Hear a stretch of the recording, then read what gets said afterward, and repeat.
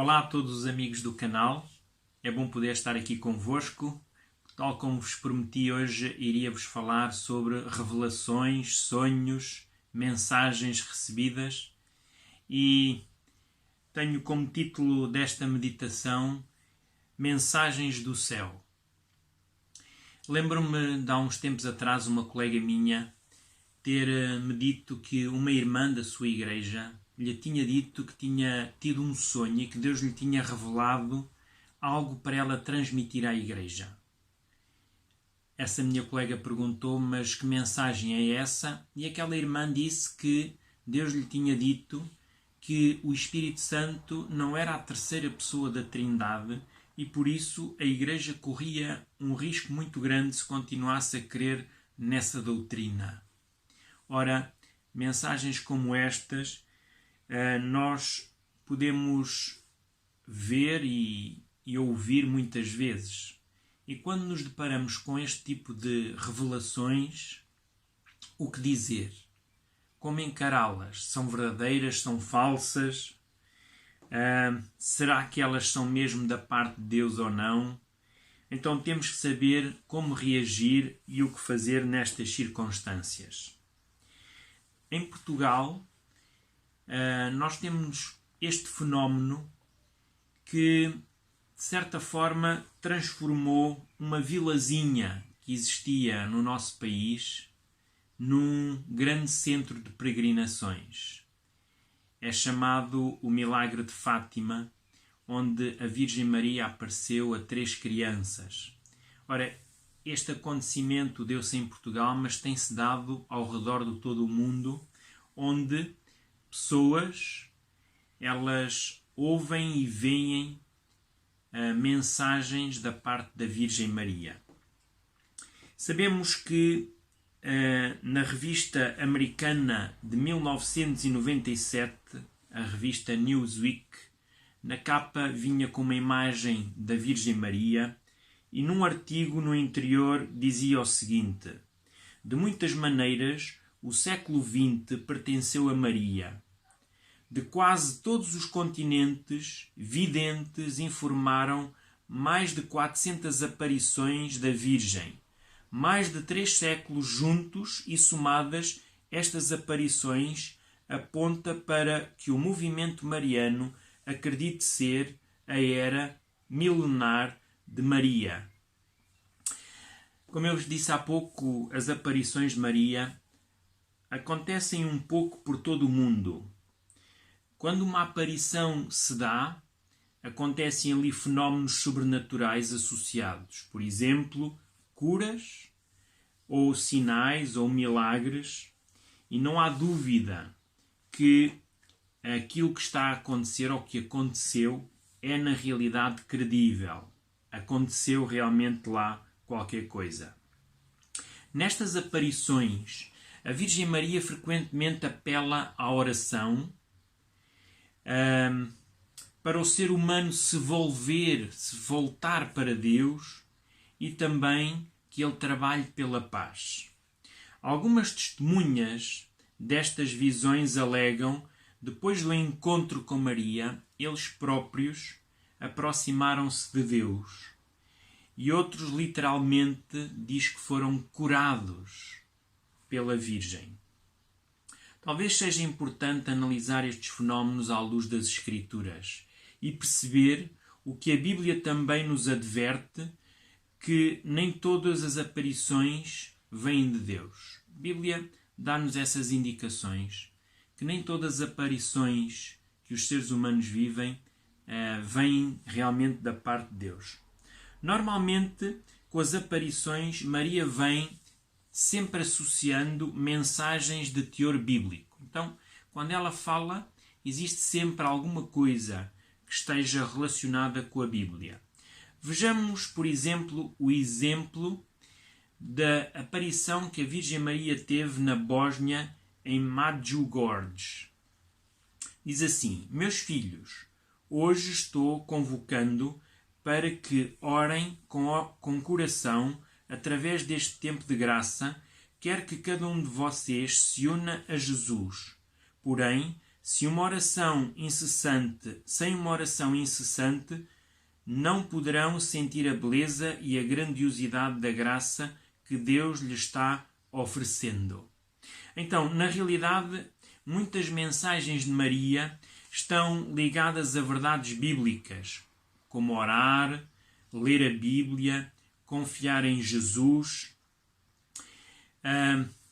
Nós devíamos, de certa forma, nos perguntar porque é que Deus escolheu Maria para retirar o homem da letargia espiritual. Por que razão?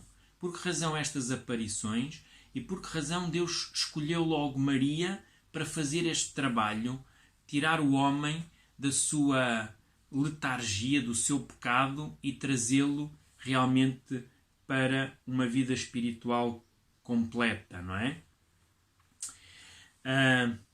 Será que os milhões de pessoas ao redor do mundo que se devotam a Maria estão a ser bem orientados ou tudo isto não passa de um engano? Quando lemos as Escrituras, elas revelam-nos algo e dão-nos um alerta que o próprio Satanás se transforma em anjo de luz. Nós encontramos o texto em 2 de Coríntios, é o apóstolo Paulo que nos fala, e Paulo diz assim em 2 de Coríntios 11, 14: E não é de admirar, porque o próprio Satanás se transforma em anjo de luz. Normalmente o reino de Deus está associado à luz e o reino de Satanás está associado às trevas. O que o texto nos mostra é que Satanás pode se transformar num anjo de luz. Quer dizer que muitas pessoas podem ser enganadas porque ele realmente se faz passar por um ser celestial. Por exemplo, outra vez Paulo, agora na segunda carta a Coríntios, capítulo 4, versículo 4, diz-nos que o príncipe deste mundo, ou seja, Satanás, ele cega o entendimento dos homens para que não lhes resplandeça a luz. Então, Satanás tem esta capacidade não só de se transformar num anjo de luz, num ser celestial, como também ele cega o entendimento das pessoas para que elas não consigam discernir bem as coisas. Gostaria, neste momento, de dar alguns exemplos de aparições que os videntes relataram das mensagens que Maria lhes deixou depois de terem um encontro com ela. Por exemplo, eu já referi em Medjugorje, na Bósnia, Maria vai dizer assim: Meus queridos filhos, hoje vos convido a perguntarem-se por que estou há tanto tempo convosco. Eu sou a mediadora entre vós e Deus. Não se deixem tomar pelo medo ou esmorecimento. Tenham grande confiança na força da intercessão da vossa Mãe Celestial. Em muitas aparições, Maria declara ser a mediadora ou a intercessora, mas será que esta mensagem está de acordo com a palavra de Deus? Quando nós lemos, por exemplo, Hebreus, no capítulo 7, versículo 25, é-nos dito assim: Por isso, também pode salvar totalmente o que por ele se achegam a Deus, vivendo sempre para interceder por eles. Está a falar de Jesus e está a dizer que Jesus é aquele que, de certa forma, vai salvar aqueles que se achegam, porque ele é um intercessor. O apóstolo Paulo a Timóteo, a primeira carta de Timóteo, vai complementar isto. Vai falar de Jesus da seguinte maneira, 1 Timóteo 2,5: Porquanto há um só Deus e um só mediador entre Deus e os homens, Cristo Jesus, homem. Não há dúvida nenhuma que a Bíblia apresenta-nos só um ser como nosso mediador. Só um ser que faz a intermediação entre nós, seres humanos, e o próprio Pai. E esse ser é Jesus Cristo. Então, quando a Virgem aparece a dizer que é a intercessora ou a mediadora, nós temos que pôr aí um ponto de interrogação e questionar-nos realmente se a mensagem está de acordo com a palavra de Deus.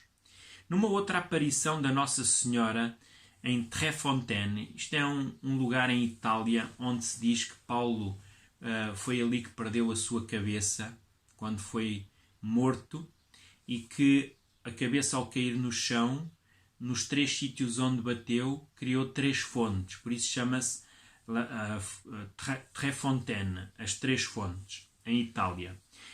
Diz que apareceu a um senhor chamado Bruno Carnacciola no dia 12 de abril de 1947, e a mensagem foi: eu sou quem está ligada à Santíssima Trindade, eu sou a Virgem da Revelação.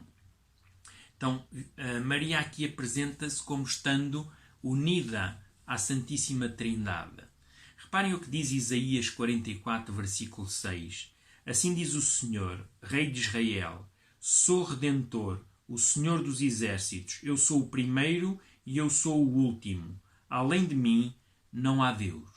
Então, aqui Deus claramente mostra que além dele não há outro Deus.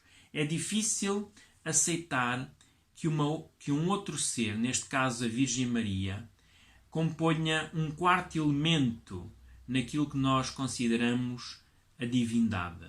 Nós conhecemos o Deus Pai, o Deus Filho e o Deus Espírito Santo, mas não reconhecemos pela Bíblia que a Virgem Maria faça parte também dessa divindade.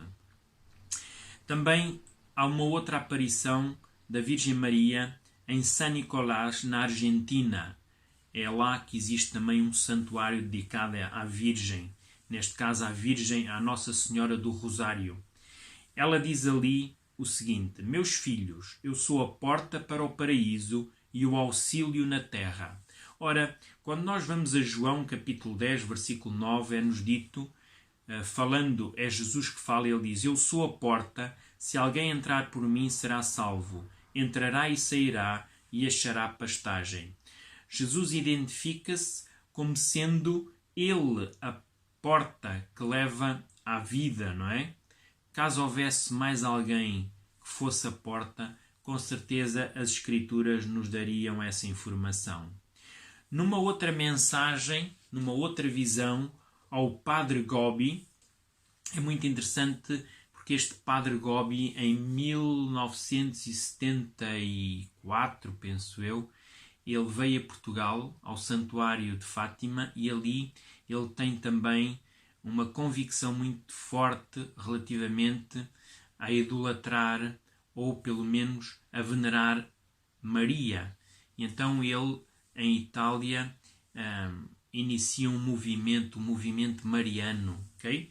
Então, a este padre, Maria diz-lhe o seguinte: como mãe, eu quero vos dizer que estou aqui convosco, representada pela imagem que aqui está.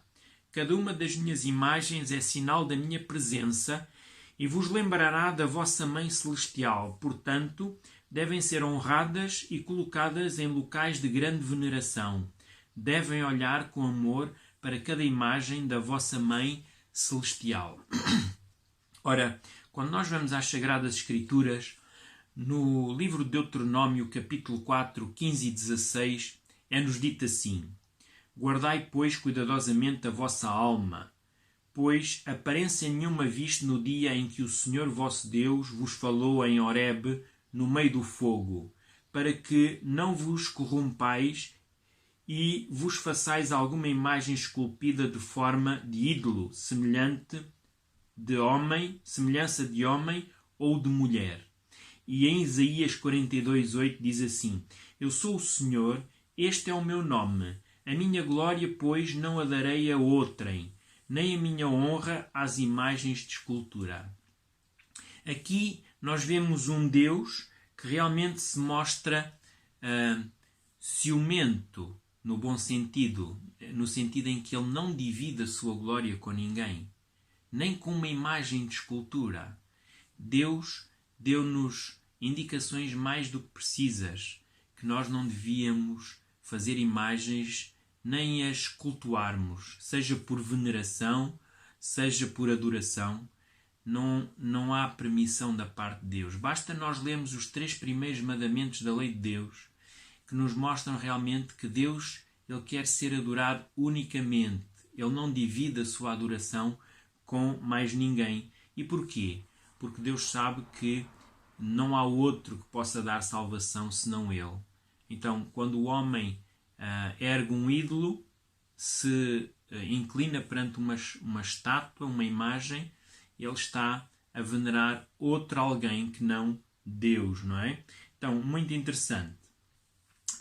Também no México, a Virgem Maria aparece em Guadalupe, não é? A Virgem de Guadalupe. E ela diz assim: eu ardentemente desejo um templo construído para mim aqui, onde eu possa aparecer e mostrar todo o meu amor, compaixão e auxílio e proteção. Eu sou a sua mãe e serei misericordiosa. É interessante que em todas as aparições, no lugar onde ela aparece e deixa uma mensagem, ela pede para se fazer ali um santuário. Aconteceu em Fátima, pelos vistos aconteceu aqui no México, aconteceu na Argentina, aconteceu em Medjugorje, na Bósnia, e tem acontecido ao redor de todo o mundo. Existem dezenas de santuários feitos em honra da Virgem Maria, porque ela pede para que seja feito um templo para as pessoas virem ali e, de certa forma, lhe adorarem. Normalmente, esses templos são santuários dedicados à Virgem Maria, com certeza, e ali são realizadas promessas, votos e sacrifícios e diversas formas de pagar esses compromissos. Quando eu olho para esta mensagem da Virgem, eu pergunto-me que mãe é esta que exige dos seus filhos aquilo que uma mãe terrena não exige. Talvez uma mãe cruel, sim, mas uma mãe amorosa nunca pediria tais sacrifícios. Muitas pessoas sacrificam a sua saúde por uma promessa. E nós sabemos, biblicamente falando, que Deus não é a favor dos sacrifícios. Deus prefere um coração convertido do que realmente um sacrifício. Então, temos todas estas mensagens, não é? Reparem que quando Jesus ainda estava nesta terra, ele prometeu que quando fosse, ele enviaria um Consolador. Alguém que estaria ao nosso lado, que nos fortaleceria, que nos ajudaria, não é? Reparem o que é dito em João 16, 13 e 14. Quando vier, porém, o Espírito da verdade, ele vos guiará em toda a verdade, porque não falará de si mesmo, mas dirá tudo o que tiver ouvido e vos anunciará as coisas que hão de vir. Ele me glorificará, porque há de receber do que é meu e vou-lo há de anunciar. Se nós repararmos, nem o Espírito Santo vem em seu próprio nome. Não é? Quando Jesus diz que o Espírito Santo viria, não falaria de si mesmo. Ora, a Virgem Maria, quando vem, ela fala de si mesmo. Ela pede para lhe construir imagens, ela pede para lhe construírem santuários, ela fala muito de si. Ora, nem o Espírito Santo, prometido pelo Senhor Jesus, fala de si próprio, não é? Quando vem é para falar de Jesus Cristo e da salvação por Ele. O que vemos com as aparições da Virgem é algo completamente diferente. Quando comparamos com a Maria da Bíblia, e agora estamos a falar na Maria literal, a mãe de Jesus, nós vemos realmente diferenças bastante grandes. Basta nós olharmos, por exemplo, para João, no capítulo 2 e no versículo 5, quando ela diz àqueles servos, então ela falou aos serventes, fazei tudo o que ele vos disser. É uma mulher que aponta para Jesus, que diz, ele vai resolver o vosso problema, façam o que ele diz, e não propriamente puxando as atenções para si própria. Se considerarmos que as aparições não são de Maria, então de quem é que aparece ali? É interessante que a própria revelação, ela identifica-se. Reparem, se nós estamos a dizer que não é Maria que aparece, então quem é que aparece? Vejam numa das aparições que a própria Maria se identifica. Vamos ler. Ela aparece na Suécia a uma jovem chamada Brígida, que acabou por se tornar santa por causa dessa aparição, por causa dela ser uma vidente, não é? E ela diz assim a esta jovem: eu sou Maria, a Rainha dos Céus. Muito interessante esta expressão da Rainha dos Céus, porque a Bíblia no Antigo Testamento mostra-nos que Deus já tinha um problema com a Rainha dos Céus.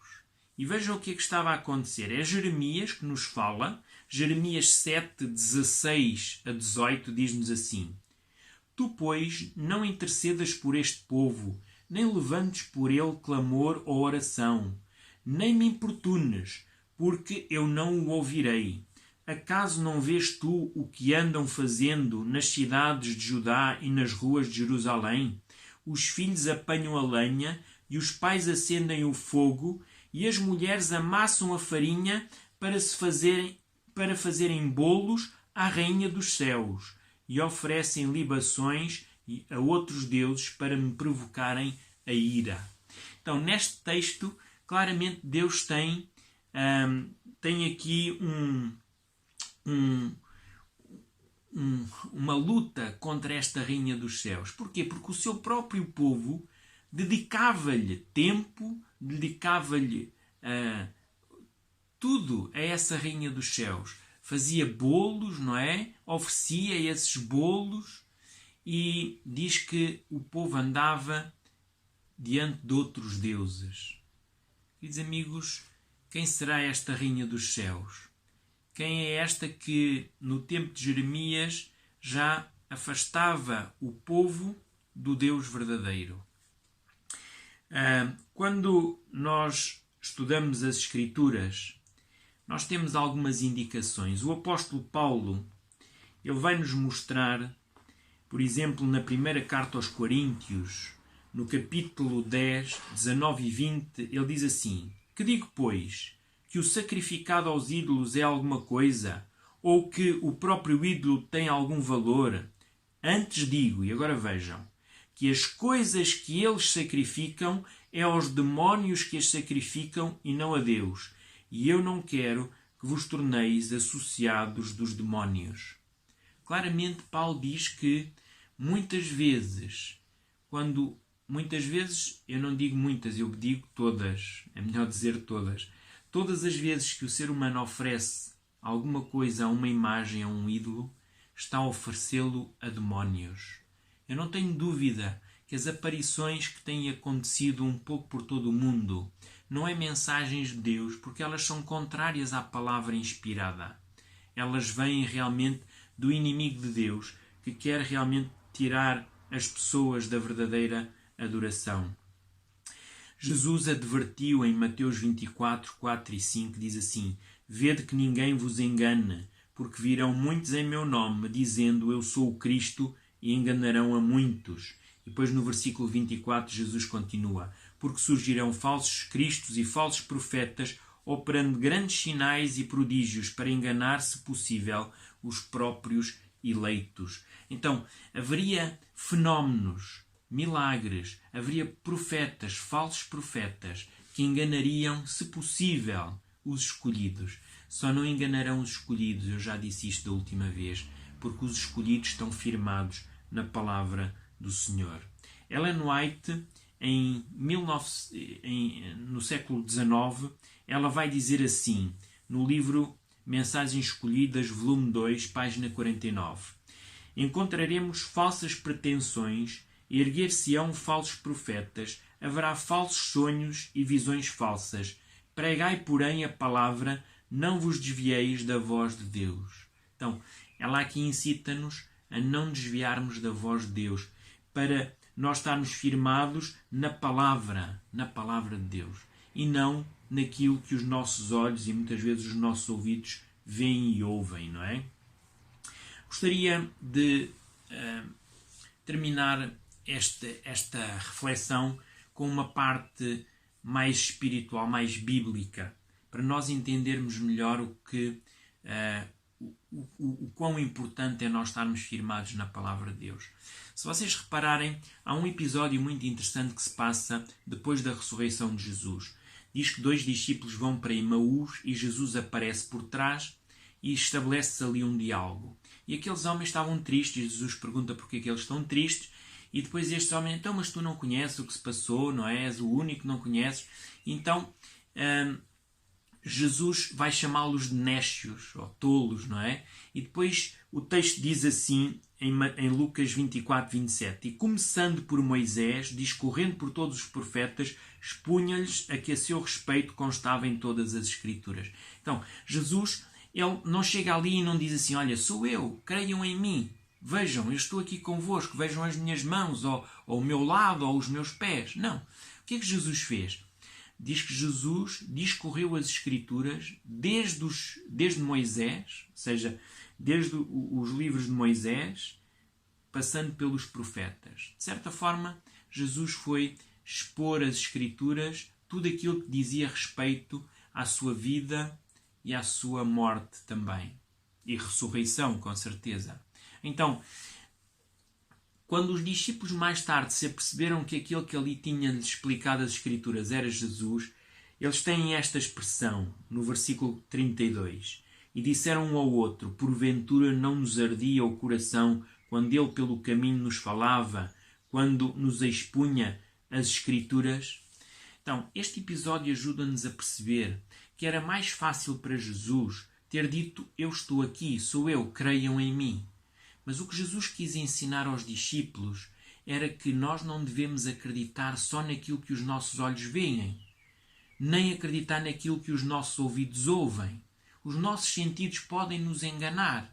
Podemos ser levados a crermos em algo completamente contrário àquilo que as Sagradas Escrituras nos ensinam.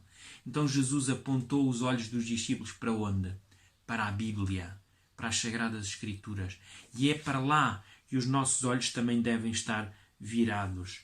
Em Gálatas, no capítulo 1, versículo 8, Paulo diz assim, mas ainda que nós, ou mesmo um anjo vindo do céu, vos pregue outro evangelho, que vá além do que vos temos pregado, seja anátema ou maldito. Então Paulo está a dizer, mesmo que um anjo venha do céu, não o escuteis. Se trouxer um outro evangelho, não ligais, porque esse ser é maldito. Não é um ser que vem realmente confirmar as Sagradas Escrituras, mas levar-nos para longe delas. Não devemos aceitar qualquer mensagem, mesmo que pareça vir dos céus, pois existe uma grande possibilidade dessa mensagem ser forjada pelo inimigo das almas. Um dia, uma certa mulher chegou ao pé de Jesus. Depois de o ouvir falar, ela disse-lhe, encontramos esse relato em Lucas 11, 27 e 28. Reparem aqui, muito interessante. Ora, aconteceu que ao dizer Jesus estas palavras, uma mulher que estava entre a multidão exclamou e disse-lhe, bem-aventurada aquela que te concebeu e os cheios que te amamentaram. Jesus respondeu, ele porém respondeu, antes bem-aventurados são os que ouvem a palavra de Deus e a guardam. Então, uma mulher que veio enaltecer a mãe de Jesus, Maria. Se Jesus quisesse que a sua mãe fosse realmente adorada, Jesus provavelmente corroborava com ela e dizia muito bem. Mas o que é que Jesus disse? Bem-aventurado não é aquele que foi amamentado por aquela mulher, ou não é aquela mulher que deu leite, que me deu leite a mim. Bem-aventurado, diz o texto, é aquele que ouve a palavra e aguarda. Então é muito importante a questão de estarmos firmados na palavra. Guardarmos é a mesma coisa que ouvirmos e praticarmos a palavra, não é? É obedecer àquilo que a palavra nos diz. Guardar tem a ver com obediência. Quando a mãe de Jesus recebeu a mensagem que ia ser mãe do Messias, ela diz assim, em Lucas 1, 46 e 47. Então disse Maria, a minha alma engrandece ao Senhor e o meu espírito se alegrou em Deus, meu Salvador. Então, Maria também precisava de um Salvador. Maria não era doadora da salvação. O doador da salvação é Jesus Cristo, foi Ele que veio morrer por nós. Maria não nos dá a salvação. Maria também precisava de ser salva e ela chamou o seu filho de seu Salvador. Gostaria de terminar com este último texto. E vejam a lição que nós podemos tirar dele. Mateus 7, 13 e 14 diz assim: Entrai pela porta estreita, larga é a porta e espaçoso o caminho que conduz para a perdição, e são muitos os que entram por ela. Porque estreita é a porta e apertado o caminho que conduz para a vida, e são poucos os que acertam com ela. Queridos amigos, hoje vemos milhões de adoradores que prestam culto e veneram uma mulher que a Bíblia nunca autorizou. Qualquer tipo de adoração que estes adoradores fazem a Maria não é a adoração que Deus deseja. Reparem que são milhões e milhões de pessoas ao redor do mundo que vão atrás desta falsa adoração. E a minha pergunta é: será que estes homens e estas mulheres não estão a percorrer o caminho largo e a entrar pela porta larga? São poucos, diz Jesus, aqueles que caminham no caminho estreito e encontram a porta que os leva à salvação. Será que nós não estamos a viver um fenómeno de um engano global de Satanás para levar as pessoas para longe de Jesus? O assunto é sério, queridos amigos. Satanás sempre tentará desviar o ser humano da verdadeira adoração. Ele próprio quis a adoração de Jesus no deserto da tentação. O maior anseio é que o ser humano, ao adorá-lo, acabe por deixar de adorar o Deus verdadeiro. E se nós o adorarmos, estamos realmente no caminho errado. Não é no caminho que nos leva à salvação. Então, o meu apelo é que cada um de nós hoje possa estar firme naquilo que a palavra nos ensina. Não nos deixemos enganar. Vivemos momentos atribulados. Hoje nós vivemos uma pandemia no mundo. As pessoas estão apavoradas, com medo. Muitas delas recorrem-se à Virgem, recorrem aos seus santos. Mas nós devemos recorrer à palavra do Senhor. Os tempos aproximam-se, os tempos em que Jesus promete que a sua vinda está para breve.